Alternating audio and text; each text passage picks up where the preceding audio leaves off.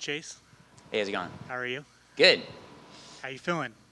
Honestly, I feel great here at 55. I think my energy kind of shows it, but I've been training hard this week, and yeah, I'm ready for Saturday. This is a fun fight. I'm super excited. Is fight week a little bit better, not having to kill yourself to get down to featherweight? 100%. Again, like I've mentioned it before, but like cutting down to 45, I literally would tell my coach, I'd be like, hey, for mitts, like just I want jabs and straights. I don't have the mental capacity or the energy to like do anything more than that. Like I'm just trying to get a sweat. Where now, I'm doing pretty much everything short of sparring with my teammates right now, which I think helps. Obviously, helps get the weight off, but it helps with the confidence, and it helps me feel ready going into a fight instead of being like, oh, am I going to be able to recover in time? How am I going to feel when I get into the cage? Now I just feel confident, and I know on Saturday I'll be ready to get after it. And I guess is it better like just during camp? You're not able, you're not just thinking about getting the weight off, right? So you're actually improving and getting better. Yeah, I mean, using the Performance Institute has always been great. I use them for the supplements and the meals, but it's not having to go past that. Like for most of the camp, I'm still able to eat, 2 to 3 meals a day. I cut it a little towards the end, just if my weight's not where I want to be. But my body feels a lot healthier at this weight. I'm not having to force myself down any lower than it's willing to go. So yeah. I think it's a lot better for me, obviously. 6 months since your last fight. Is it a little longer than you wanted? I know that before you couldn't take fights on short notice because of your weight, but is this a good amount of time, or did you want to return sooner? Yeah, no, it was a great amount of time. We already had a trip planned, kind of right after the last fight, for August for me and my wife's anniversary. We went to Italy, which was great. And they offered us a fight like September 3rd on the Paris card. And that would have been like just cancel that trip. But the fight ended up not working out. So we ended up getting Jordan in November. And then it was nice because I didn't have to diet down while I was, trying to enjoy all that Italian food. But yeah, I mean, obviously, I think next year I'm going to kind of try and kick it up a notch. Just kind of bang out fights as often as I can, as long as I'm staying healthy, as long as I'm getting the wins. And yeah, I definitely like to fight more often next year, but this year it was perfect. What was your favorite activity in Italy? Honestly, it's really cliche, but I like seeing a lot of history stuff. It was cool seeing the Colosseum. Rome was great for that. So was Florence. Yeah, I mean, it's cool. It's cool seeing the. Obviously, we're not on the same level as the gladiators. Like, I'm not getting slashed up with a sword or anything, but it's interesting seeing how combat sports in a way have been entertainment for thousands of years, and it's cool to be, I guess, a part of that legacy a little bit. When you get the name Jordan Leavitt on your passed on your desk, what was your first reaction? I was excited. Obviously, I've mentioned it before. Like I've hung out with Jordan. We've been in the sauna together. I've talked to him a little bit. We're both professionals. I think he's a nice guy. So am I. We're two of the least intimidating guys on the roster. Like that's just not having an ego about it. Like I know neither of us look tough, but we're both really tough dudes. I think that helps me. On that side is I know like he doesn't look as good as he is. Just like I don't. Like I don't look like I'm gonna be as tough of a fight as I am.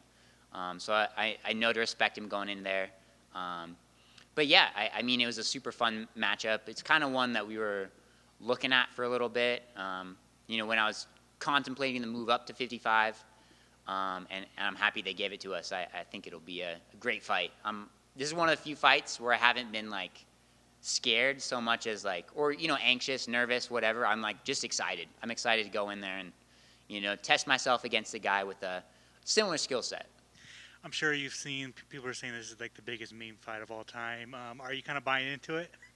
I mean, yeah. I mean, with my social media stuff, I've been trying to kind of pump it up a little bit. It's a fun fight. It's we're both a couple of I guess dudes that are on the weirder side of things. We're not taking this too seriously.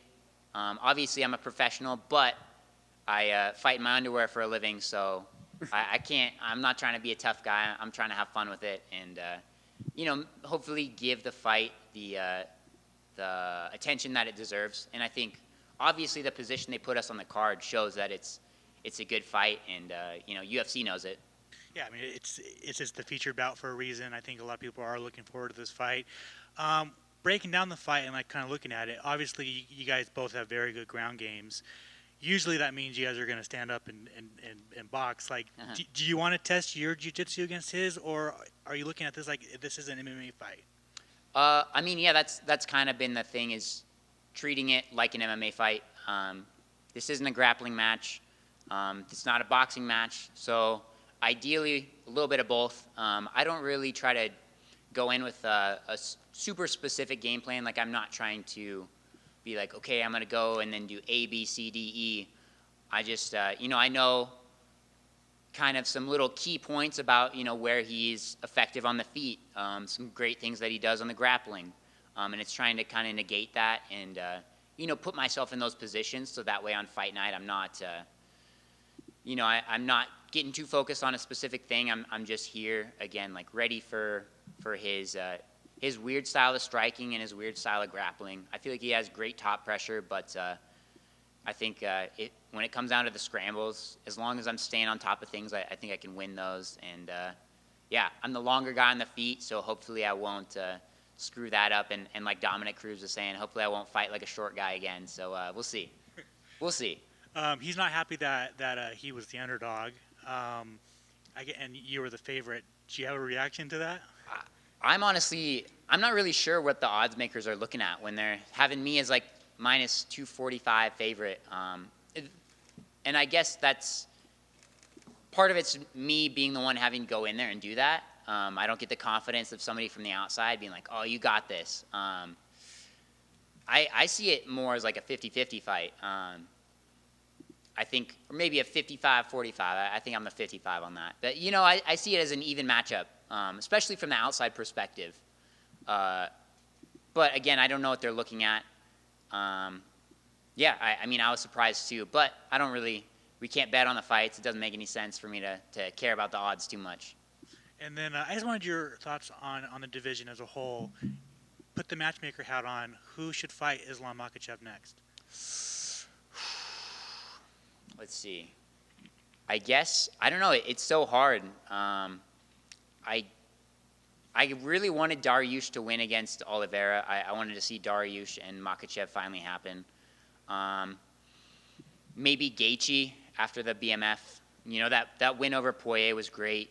I'd watch that fight. I would hope to see a little more wrestling from Justin because, again, he's got that wrestling pedigree. He just never uses it. And, again, he's going to be a little bigger, so I think the size makes more sense than Volk coming up, especially on short notice like that. Awesome. Thanks, man. Thank you. Doesn't seem to be too much trash talk between you and Jordan. Obviously, you mentioned you've shared moments before with him. I mean, regardless of the result after the fight, you guys going to go out and celebrate or something? No, I mean, my game plan after fights usually is get home as quick as possible. I think we fly out at like 6 a.m. Sunday morning, so I'm not a Vegas guy. I don't party, I don't drink, I don't smoke. So I'm trying to get in and out. But again, like, he's a nice guy. Shake his hand before, shake his hand after. But, it's business. We're going to go our separate ways after. I respect all my opponents, but whether they beat me or I beat them, like, we're not going to be buddies after. I'll be cordial before and after, but, again, this is business. Fair enough. And keeping that matchmaker hat trend going, I mean, there was a big fight in the lightweight division, not 295, where Benoit Saint-Denis broke into the lightweight rankings. He called out for a top 5 opponent. Do you think the UFC should give him that, or do you think he should make his way to fighting like a Dustin Poirier or something like that? For who? Benoit Saint-Denis. Oh, I mean, that knockout of Frivola was honestly crazy. I don't know about top 5, but definitely give him top 10. The thing about 55 is it's so stacked. It's so hard. I mean, 45, 55, and 70, like the 3 most stacked divisions in the sport. It's so hard to break into the top 15. It's so hard to break into the top 5 and get the momentum going from there. I think a lot of the lightweight guys higher up in the division are still pretty active. But no, I think give him a top 10 guy. I don't know about top 5. I think that's kind of jumping the shark a little bit, but we'll see. Good luck. Thank you. I've just got one fun one for you. We had Paul Craig in here, and he was giving us some impersonations. Do you have any? Can you do any? I know I put you on the spot, but. I don't know. I don't know. I don't really have any impersonations off the bat. I can't be embarrassing myself too much right now. He did Arnold Schwarzenegger. You want to give that one a shot? Oof. I don't have the testosterone for that. Craig's got the beard. Look at me. I shaved this morning just so I didn't have the little peach fuzz. But I'll work my way towards the Arnold impression, and I'll get you guys next time, hopefully. All right, thank you. Thanks. Chase, thanks for taking the time. Kind of circle back to what you mentioned about your trip with the wife. It's kind of awesome that you guys went to see the Coliseum and Gladiator and stuff, because you're our Gladiator now, and this is your Apex, your Coliseum. Did anybody recognize you out there? Any MMA fans, fight fans were like, "Oh, that's Chase Hooper." I had a couple people DM me like, "Oh, hey, I think I saw you," type of thing. But I don't know. I don't. I try not to get caught up in that stuff too much. Like, I don't know. I'm just a regular like dork like everybody else. I get to do this cool thing once. Again, right now it's once every 6 months. But the rest of the time I'm just a normal dude. I don't know. I don't like how some people walk around and like expect people to know them or anything. I don't know. Like, I'm just a regular dude. My wife, yells at me when I don't take the trash out. She makes me do the dishes and stuff. Like, I'm just a regular dude, and yeah, I don't know. I mean, it's nice. It's nice. It's really cool when people recognize me. I just feel like I'm the awkward one. Like, I don't know how to give them like a good, satisfying experience. Like, I feel like it just ends up being awkward for both people. But that's who I am. That's where I'm at. I can dig it, man. Hey, but that's awesome that you're grounded and you're humble, which will help you learn and evolve and progress in the game. You mentioned something real interesting about your the body being healthier.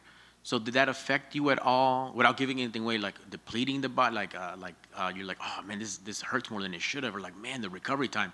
So I'm assuming at 55, you're just firing on all cylinders. Even that weight cut has to be smoother, right? Like, just not so draining. Yeah, I mean, again, I'll never make excuses for any losses, but even in some of my wins, I felt like, I'd be grappling and I would feel that I couldn't, do any crazy ground and pound, or else, I wouldn't have any energy left to keep fighting. So I felt like there was definitely, I hit a wall in the fights. But here at 55, like, again, like, I'm able to train hard.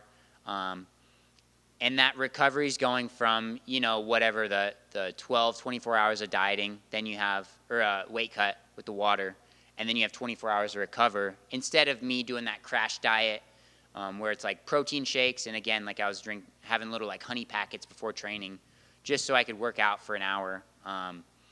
It's hard to come back from that, from like 2-3 weeks of, again, destroying your body and really malnourishing yourself. It's hard to come back from that in 24 hours. But yeah, I feel like I'm kind of in a sweet spot right now at 55. I feel great. Awesome, man. Well, glad you're home at 55. Can't wait to see some really nice guys try to kill each other on Saturday. Yeah, fair enough. I mean, Talking about awkward, when a fan comes up to you, like, do you do like the fist bump? Do you do the wave? Do you do like the head nod? Like, what do you do? I try to shake people's hands. I feel like, I don't know, it seems kind of dismissive if I'm just like, all right, bye, get out of here. I don't know, I try to be cool. I don't mind talking to people.